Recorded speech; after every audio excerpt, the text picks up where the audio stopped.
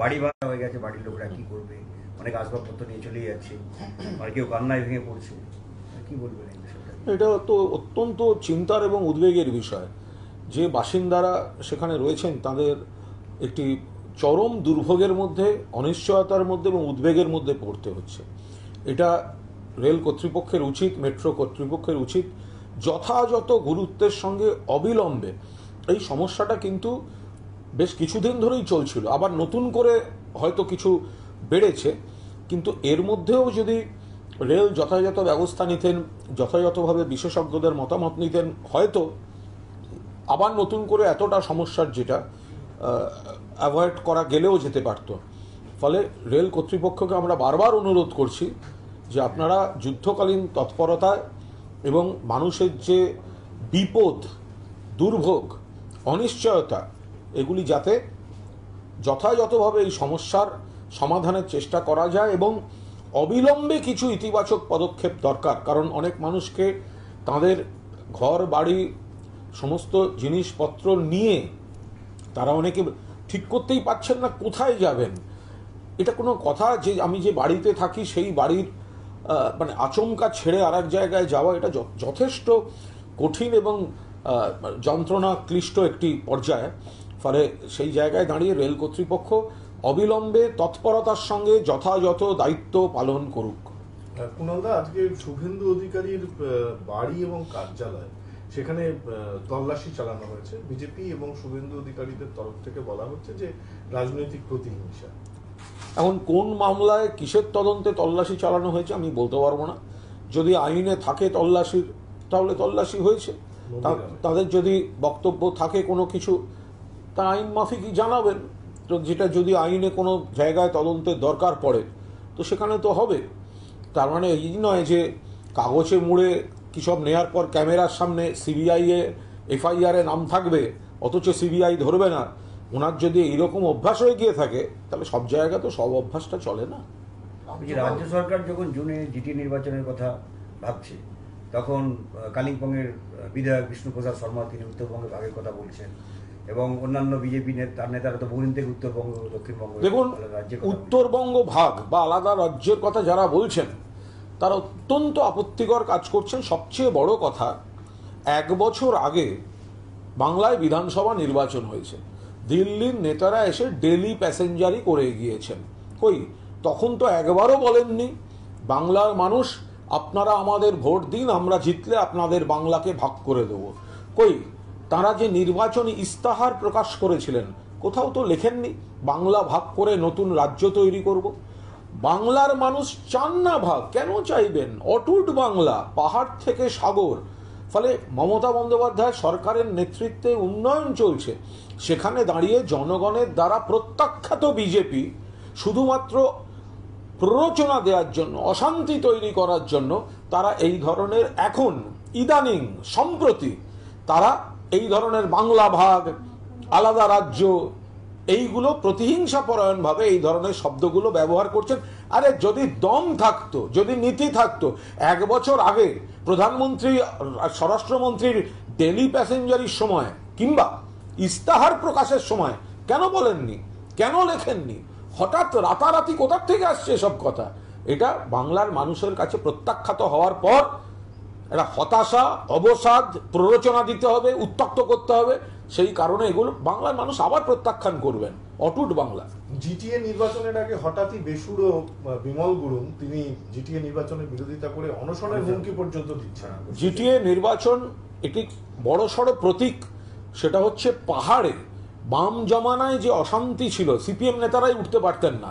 পরবর্তীকালেও দফায় দফায় যারা বিচ্ছিন্নতাবাদী কোনো কথা বলেছেন, অশান্তির প্ররোচনা দিয়েছেন, কিন্তু মমতা বন্দ্যোপাধ্যায়ের নেতৃত্বে রাজ্য সরকার যে উন্নয়ন করেছেন, এবং রেলমন্ত্রী থাকাকালীনই মমতা বন্দ্যোপাধ্যায় পাহাড়ে বারবার গিয়ে যে পরিবেশ অনুকূলে আনার চেষ্টা করেছেন, আজকে পাহাড় দেখুন, পাহাড় স্বাভাবিক, পাহাড় সুন্দর, পাহাড় হাসছে, পর্যটকরা যাচ্ছেন, অর্থনীতি সচল হয়েছে, পাহাড় ডুয়ার্স, ভোট হলো, গণতন্ত্র রেস্টোর্ড হয়েছে, পলিটিক্যাল প্রসেস শুরু হয়েছে।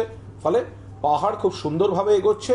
যদি কারোর কোনো বক্তব্য কিছু থাকে, নিশ্চিতভাবে সরকার প্রশাসন তারা ঠিক সময় ঠিক জিনিস দেখে নেবেন, পাহাড় অত্যন্ত ভালোভাবে গণতান্ত্রিক পরিবেশে আবার অর্থনীতিও সচল হয়েছে, কর্মসংস্থান চলছে, পাহাড় আগের মতো হাসছে, সেটা কন্টিনিউড হবে।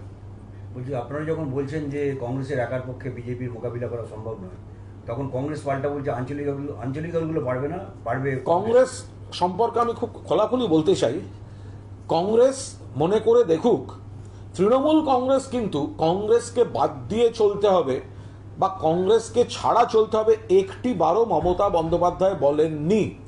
আমরা বলেছি বিজেপির বিকল্প শক্তি তৈরি করতে হবে এবং কংগ্রেস, আমরা বারবার বলছি, কংগ্রেস 2014 সাল 2019 সাল তো তারা তাদের দায়িত্ব পালন করতে পারেনি বলেই তো নরেন্দ্র মোদী সরকার গঠিত হয়েছিল।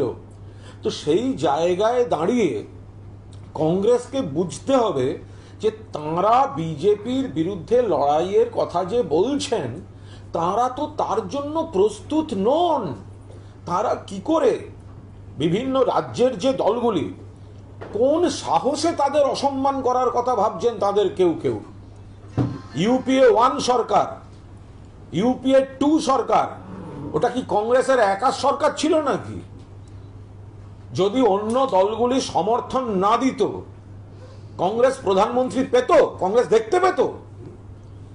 ইউপিএ 2 সরকার, মনে করে দেখুন, ফল বেরোনোর পর প্রথম কংগ্রেস সরকার করলে সমর্থন করব এই চিঠি গিয়েছিল তৃণমূল কংগ্রেসের কাছ থেকে।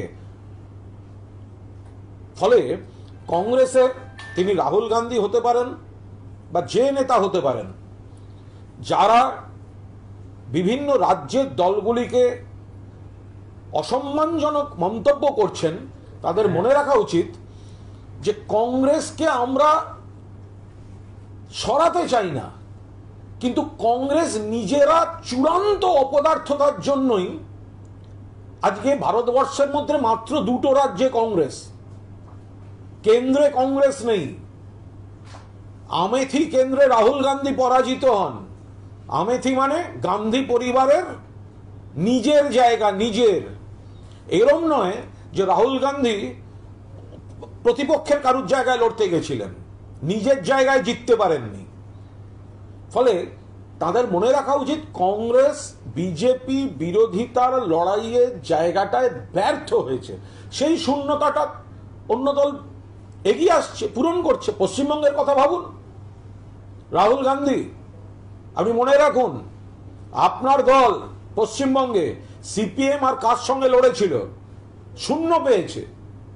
কে লড়েছে বিজেপির বিরুদ্ধে? বিজেপি এই নোক দাঁত বার করে যে এলো সর্বশক্তিতে, প্রধানমন্ত্রী নরেন্দ্র মোদীজি, স্বরাষ্ট্রমন্ত্রী অমিত শাহজি, তারা ডেলি প্যাসেঞ্জারি করলেন, সমস্ত রকম শক্তির অপপ্রয়োগ করলেন। লড়েছে কে? তৃণমূল কংগ্রেস। বিজেপিকে হারিয়েছে কে? তৃণমূল কংগ্রেস। কংগ্রেস কোথায় ছিল? বিজেপির বি টিমের ভূমিকায়, ভোট কেটে বিজেপিকে সুবিধা করে দেওয়ার জন্য। এতদিন সন্ত্রাস করে এসেছিল কংগ্রেসের বিরুদ্ধে সিপিএম, কংগ্রেসের কোনো নীতি নেই, সিপিএম এর সঙ্গে হাত মেলাতে গেছিল। কিন্তু আমরা কি বলেছি? আমরা বলেছি, আপনি বিহার বলুন, কংগ্রেস জোট করব বলে তেজস্বীর সঙ্গে গেল। আরে কংগ্রেসের ভাগের আসনগুলোই তো কংগ্রেস ডুবিয়ে দিল। নীতিশ কুমারের সরকার এলো কি করে? তেজস্বী তো লড়েছিল। ডুবিয়েছে কে? কংগ্রেস। তাদের ভাগের আসনগুলোতে গোয়ারা হেরেছে।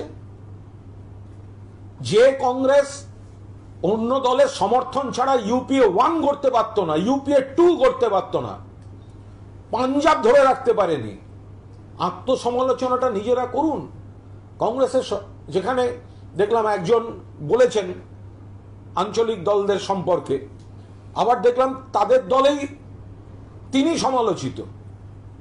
কংগ্রেসের আবার একটা অংশের সিনিয়র নেতারা বলছেন না, এটা হবে না, কারণ কংগ্রেস দলের ভরাডুবি চলছে। যদি বিজেপিকে লড়তে হয় তাহলে বিভিন্ন রাজ্যে যে সমস্ত দল বিজেপির বিরুদ্ধে লড়ছে তাদের সঙ্গে একসঙ্গে চলতে হবে। কংগ্রেসের মধ্যে থেকে আওয়াজ উঠছে। ফলে এই যে অহংবোধ, ঘরে বসে টুইট করে, প্রেস কনফারেন্স করে, চিন্তন শিবিরে বক্তৃতা দিয়ে, আর লড়াইয়ের সময় বিদেশে বেড়াতে গিয়ে কংগ্রেসকে নিজের পায়ে দাঁড় করানো যায় না। তৃণমূল কংগ্রেস পরিষ্কার বলেছে কংগ্রেস শীতঘুম ভেঙে বেরোক, যে সমস্ত রাজ্যে যে সমস্ত আসনে কংগ্রেস লড়তে চায় কংগ্রেস লড়ুক, কংগ্রেস হারাক, কে বারণ করেছে? পাঞ্জাবে কি আমরা গিয়ে বলে এসেছিলাম হারো হারো হারো? পশ্চিমবঙ্গে কি আমরা বলেছিলাম শূন্য হো শূন্য হো? বাস্তবের মাটিতে পা দিয়ে চলছেন না রাহুল গান্ধী। তৃণমূল কংগ্রেস কোথাও বলছে না কংগ্রেসকে বাদ দিয়ে চলা হোক। তৃণমূল কংগ্রেস কোথাও বলছে না কংগ্রেস নেই, কংগ্রেস শেষ।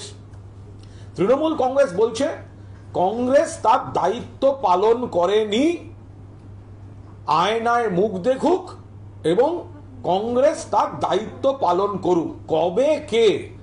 রাহুল গান্ধীর অবস্থা জলসাঘরের ছবি বিশ্বাসের মতো।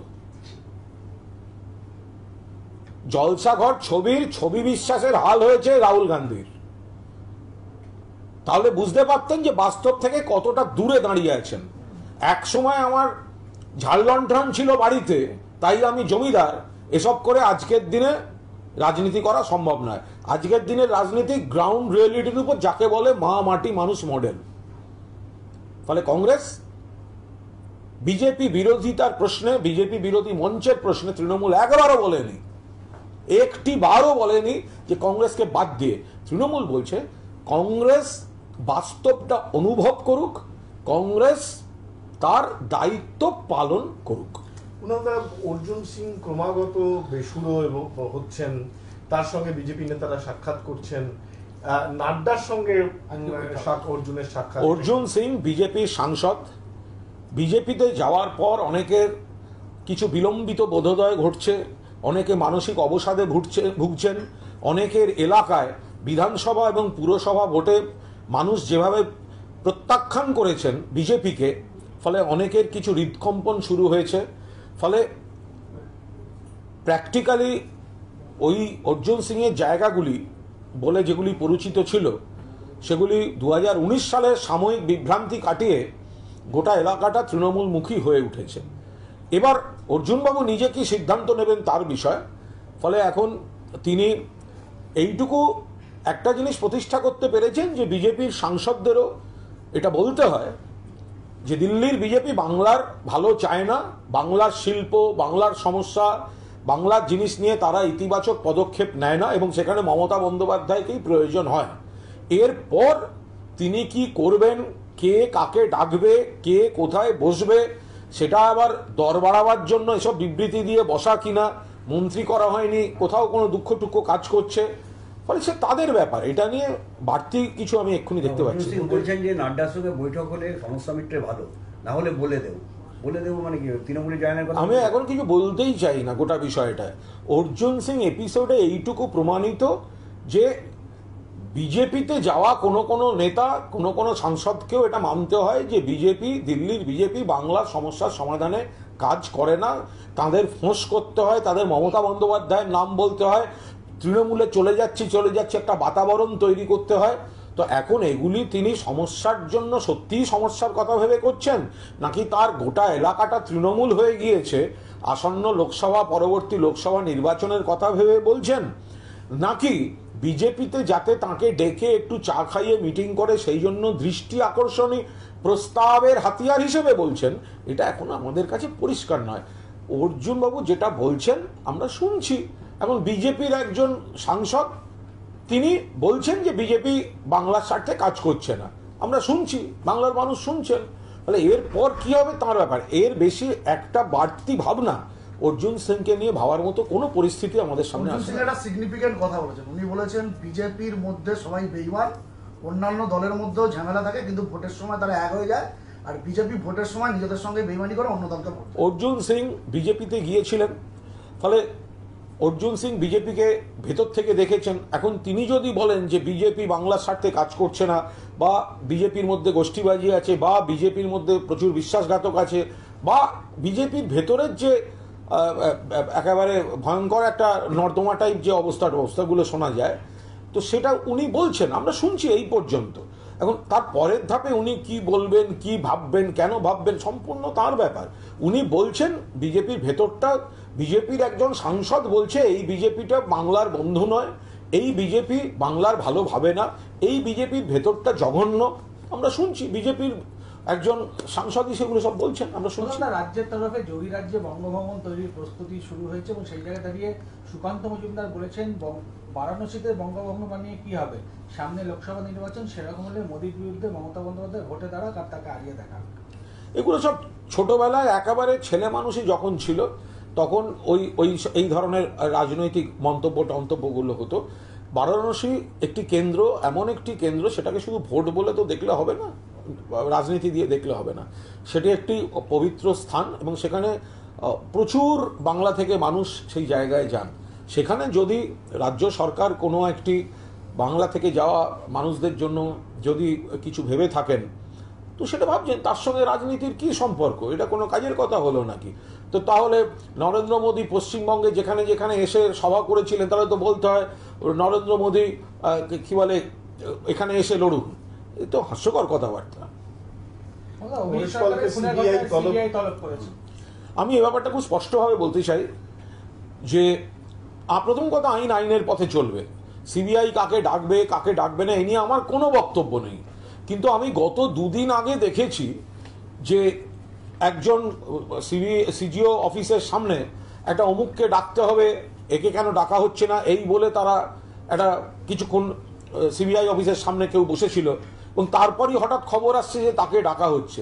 তো বসলে যদি এরকম ডাকা হয়, এই পদ্ধতিটা যদি সিবিআই থেকে কনফার্ম করে দেন, তাহলে সারদা কর্তা সুদীপ্ত সেনের চিঠিতে শুভেন্দু অধিকারীকে যেভাবে তোলাবাজ, ব্ল্যাকমেলার, নগদ টাকা বলা আছে এবং নারদায় যেভাবে শুভেন্দু অধিকারী এফআইআর নেম, যদি কাউকে ডেকে পাঠাবার সিস্টেমের জন্য তার সামনে ধর্নার দরকার হয়, এই সিস্টেমটা যদি সিবিআই কনফার্ম করে দেন, তাহলে আমিও একবার শুভেন্দু অধিকারীকে অবিলম্বে ধরে আনা হোক, ডেকে আনা হোক বলে আমি সিবিআই অফিসের সামনে বসতে প্রবলভাবে আগ্রহী। ফিরহাদ হাকিম আজকে বলেছেন বিজেপি ডিপ্রেশনে ভুগছে, সেই কারণে ওদের অনেকেই আত্মহত্যা করছে, কিন্তু বিজেপি এই আত্মহত্যাকে বারবারই সমর্থন করে কোন বলছে। ঠিকই তো বলেছে, এই নিয়ে আর কি বলবো। আচ্ছা, একটা বিষয় বলি, আজকে জাগো বাংলায় লিড স্টোরি ন্যাশনাল বুক এজেন্সি নিয়ে, এই বিষয়টা একটু বিশদে বলবেন? এই ঘটনাটা নিয়ে তো এর আগে কখনো কেউ সরব হতে দেখা যায়নি। এটা একটা প্রতিবেদন, কোনো খবর কোনো সূত্র থেকে নিশ্চয়ই জাগো বাংলা কর্তৃপক্ষ সম্পাদক মণ্ডলীর কাছে এসেছিল, তার ভিত্তিতে সেই প্রতিবেদন প্রকাশিত হয়েছে। এবং বাম জমানায় বেশ কিছু ক্ষেত্রে কিছু এই ধরনের যে নিজেদের প্রকাশনা বা নিজেদের জিনিসগুলি কীভাবে বাণিজ্যিকভাবে প্রমোট করা যায়, এই ধরনের কিছু তথ্য, কিছু বিষয় সম্পাদক মণ্ডলীর কাছে এসছে, তারা নিশ্চয়ই সেই প্রতিবেদন প্রকাশ করেছে। কিন্তু অপোজিশন তো বারবার তৃণমূলকে কাটমানি নিয়ে সরব হয়, আপনারা কি মনে করেন যে এর থেকে বড় কাটমানি 34 বছরে হয়েছে, মানে যা প্রতিবেদন দেখা যাচ্ছে? প্রয়াত বিনয় চৌধুরী বলেছিলেন সরকারটা কন্ট্রাক্টরদের হাতে চলে গেছে। কাটমানি ওই শব্দটা অন্তর থেকে যদি কেউ এনে থাকে তাহলে সেটা সিপিএম জমানার বিরুদ্ধে বিনয় চৌধুরী এনেছিলেন। সিপিএম জমানার মন্ত্রী যতীন চক্রবর্তী বলেছিলেন তৎকালীন মুখ্যমন্ত্রী জ্যোতি বসু বেঙ্গল ল্যান্ড কেলেঙ্কারিতে যুক্ত, সেখানেও কিন্তু তাঁর ঘনিষ্ঠদের পাইয়ে দেওয়ার অভিযোগ ছিল। এবং সর্বশেষ বুদ্ধদেব ভট্টাচার্য এই চোরেদের মন্ত্রিসভায় থাকা যায় না বলে ইস্তফা দিয়েছিলেন। এরপরে সিপিএমের বড় বড় কথা না বলাই ভালো। তখনকার দিনে এত টিভি চ্যানেল, এত মিডিয়া, এত সোশ্যাল মিডিয়া এগুলো তো ছিল না, তাই এই ধরনের অভিযোগগুলো আর এই ধরনের ওনাদের সময়কার যে গণহত্যা, গণধর্ষণ, সেগুলো যদি ক্যামেরায় ফোনে ফোনে ঘুরতো, 34 বছর দূরের কথা, 34 মাস থাকতে হতো না সিপিএমকে। নরেন্দ্র মোদীর সরকারের বর্ষপূর্তি উদযাপন করবে বিজেপি, 30 থেকে 15 জুন পর্যন্ত রাজ্যে কর্মসূচি পালিত হবে। আমি বিজেপিকে অনুরোধ করব যে নরেন্দ্র মোদীর বর্ষপূর্তি, প্রধানমন্ত্রী হিসেবে আপনাদের দল তো, ফলে আপনাদের দলের তরফে প্রধানমন্ত্রী জিতেছিলেন, তো নিশ্চিতভাবে আপনারা আপনাদের রাজনৈতিক কর্মসূচি পালন করতেই পারেন, সেটা আমরা বলার কে। কিন্তু আমি শুধু একটা প্রস্তাব দিতে পারি, এই কর্মসূচি পালনের ক্ষেত্রে অর্থাৎ নরেন্দ্র মোদীর সরকারের বর্ষপূর্তি যদি বিজেপি পালন করেন, তাহলে একটা ছোট অনুরোধ থাকলো বাংলার একজন নাগরিক হিসেবে, যে এটা আপনারা বক্তৃতা বা অমুক এগুলোর পরিবর্তে এই কদিন 50 টাকা লিটারে পেট্রোল দিন, 30 টাকা লিটারে ডিজেল দিন, 500 টাকা রান্নার গ্যাসের সিলিন্ডার দিন, জীবনদায়ী ওষুধ এবং সারের দামটা কমিয়ে দিন। এর বাইরে অন্য কোনোভাবে আপনারা যদি নরেন্দ্র মোদীর বর্ষপূর্তি পালন করতে চান, সেটা বাংলার মানুষ, সারা ভারতবর্ষের মানুষের কাছে গ্রহণযোগ্য বলে মনে হবে না। একটা প্রশ্ন আছে, শুভেন্দু অধিকারী যে বাড়িতে তল্লাশি হয়েছে সেটা নিয়ে দেখা যাচ্ছে যে রাজ্য সরকারের পুলিশ তল্লাশি করছে শুভেন্দু অধিকারী বা বিজেপির এরকম কোনো ঘটনা, বারবার পার্টিকুলার একচোখো হয়ে জগদীপ ধনখড় রাজ্যপাল তিনি চিফ সেক্রেটারি বা হোম সেক্রেটারিকে তলব করছেন, আবার করেছেন। দেখুন, রাজ্যপাল নিয়ে নতুন কিছু বলার নেই। তিনি অত্যন্ত বিজেপির লোক, বিজেপির এজেন্ট। ওনার দপ্তরে বসে কারা কোথায় খবর দিচ্ছে, কারা কাকে ফোন করে খবর দিচ্ছে, কে কাজ লিঙ্কম্যান হিসেবে কাজ করছে, এগুলো সব খবর আমাদের কাছে আছে। ফলে উনি একটা বিজেপি এখানে জানেন যে এইখানে বিজেপি নেতারা প্রত্যাখ্যাত, এদের কোনো গ্রহণযোগ্যতা নেই। দিল্লির কাছে নিজের নম্বর বাড়াতে চান বিজেপি নেতা হিসেবে, বিজেপির এজেন্ট হিসেবে, তাই জন্য এই ধরনের সব কাজকর্মগুলো উনি করেন। ওনারা ভোট পরবর্তী হিংসায় 70টা পরিবারকে পটাশপুরে প্রিয়াঙ্কা টিকলিওয়াল ফিরিয়ে এনেছে। তাদের আর্তনাদ এখনো কমছে না, তারা বলছেন ওরা বাঁচতে চায়। দক্ষিণ 24 পরগনা, উত্তর 24 পরগনা ভাঙড়েও ফেরাতে চাইছে। তৃণমূলের বিজেপি যেটা বক্তব্য যে যাদেরকে ফিরিয়ে আনছি তাদেরকে ফের বাড়িতে আনার পর হুমকি দিচ্ছে। দেখুন, এটা খুবই এটা ভিত্তিহীন কাল্পনিক সব অভিযোগ, যাদের আমরা অতীতেও দেখেছি যে আর অসমের একটা ক্যাম্পে পাঠানো হয়েছিল আমাদের রাজ্যপালকে, আমাদের এখানকার রাজ্যপালকে। তার সামনে একজন বলল আমি বাড়িতেই আছি, আপনি আসছেন বলে আমাদের আজকে এখানে আনা হয়েছে। ফলে বিজেপি ভোটের আগে অনেক অশান্তি করেছে, এখানে অত্যন্ত নিজেরাই অশান্তি তৈরি করেছে, প্রভোকেশন দিয়েছে, এলাকার মানুষ বিরক্ত হয়েছে। এখন সেই জায়গায় দাঁড়িয়ে কোনো অশান্তির কোনো জায়গা নেই। এখন অনেকের সামনে আরও অনেক রাজনীতি করার জন্য এই ধরনের কথা বলা, যে এটা 70টি পরিবার, তাদেরকে হয়তো নিজেরাই ডেকে ডুকে কোথাও নিয়ে রেখে আবার তাদেরকেই ফেরানো হচ্ছে, তাদেরকেই পাঠানো হচ্ছে, তাদেরই ফেরানো হচ্ছে। এইসব করে কি আর পরাজয়ের হ্যাট্রিক আটকানো যাবে? 3 মাসের মধ্যে 2বার হার। মোদির নেপাল সফর বুদ্ধ পূর্ণিমায় নিয়ে কিছু বলবেন কি? কোনো রাজনীতি উনি কোথায় যাবেন ওনার ব্যাপার, উনি কোথায় যাচ্ছেন না যাচ্ছেন সম্পূর্ণভাবে তার ব্যাপার। ফলে উনি কোথায় যাচ্ছেন সেটা নিয়ে তো কোনো প্রতিক্রিয়ার বিষয় নেই, কিন্তু মূলত নরেন্দ্র মোদীজি, তার বিজেপি এবং তাদের যে প্রশাসন, তারা আগে সম্প্রীতি এবং মানবতা, দয়া, ক্ষমা, এই যে থিমগুলো, পরধর্ম সহিষ্ণুতা, এইগুলো শিখুন বুদ্ধদেবের বাণী থেকে। তার বদলে ওনারা ছড়াবেন বিষ আর প্রণাম করবেন লর্ড বুদ্ধের মূর্তিতে, দুটো কন্ট্রাডিক্টরি হয়ে যায়।